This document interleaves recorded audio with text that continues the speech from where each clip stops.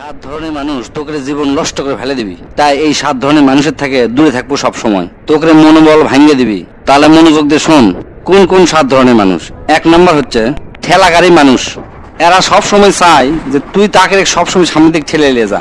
এরা কখনো কষ্ট করতে রাজি লয়, সব দায়িত্ব তোর ঘাড়ে চাপে দিবি। উদাহরণস্বরূপ মনে কর, প্রতিবার কোনো প্রজেক্ট যদি চালু হয় আর তোর কলিগ যদি ইনকা হয়, তাহলে কবি কি ভাই আপনি শুরু করেন, আমি খালি প্রেজেন্টেশনের সময় দাঁড়ামো। একতরফা সম্পর্ক টিকে রাখলে তুই একসময় ক্লান্ত হয়ে পড়বো। দুই নম্বর হচ্ছে মশা মানুষ। এল্লা মানুষ তোকের কাছে তখনই আসবি যখন তাকে কিছু লাগবি। এরা তোকে সফলতা চুষে খায় আর পিছনে পিছনে গুজব ছড়ায়। এই দিনকে ধর তোরা হয়তো কাকু চাকরি দিলু, এরা চাকরি পাওয়ার পর তোকে অস্বীকার করবি, কবি আমি নিজের যোগ্যতায় চাকরি পাচ্ছি। যারা প্রয়োজন শেষ হলে অকৃতজ্ঞ হয়, তাকে থেকে দূরে থাকাই ভালো। তিন নম্বরে বাধাই কাঠামো মানুষ।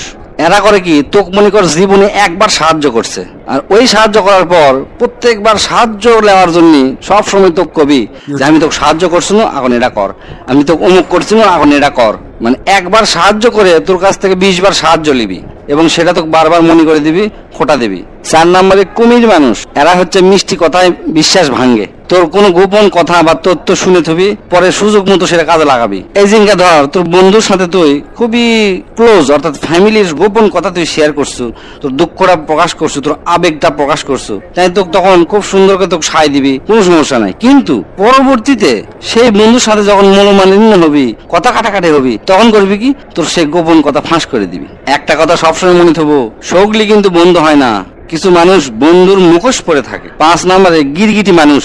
এরা করে কি, তোর সফলতা কখনোই সহ্য করতে পারবি না, মুখে মুখে প্রশংসা করবি আর পিছনে পিছনে মনে কর হিংসা করবি।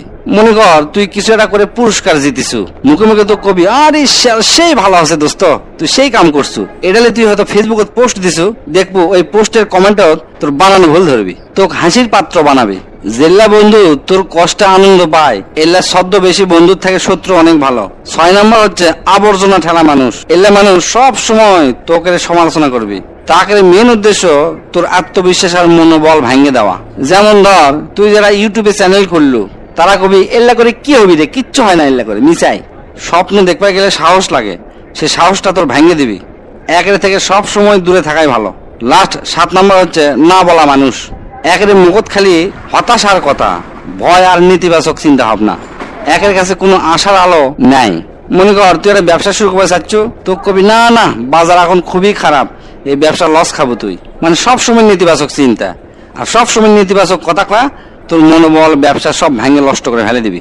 জীবনে সঙ্গীর সাথে চলাফেরা করা যায় না, কিছু সম্পর্ক সময়ের সাথে সাথে বিষ হয়ে ওঠে।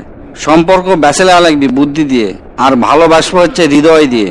আর নিজে তাকে সাথে সংযুক্ত রাখবো যারা তোকে ডানা কাটে দেয় না, বরং তোকে আকাশ দেখার ব্যবস্থা করে।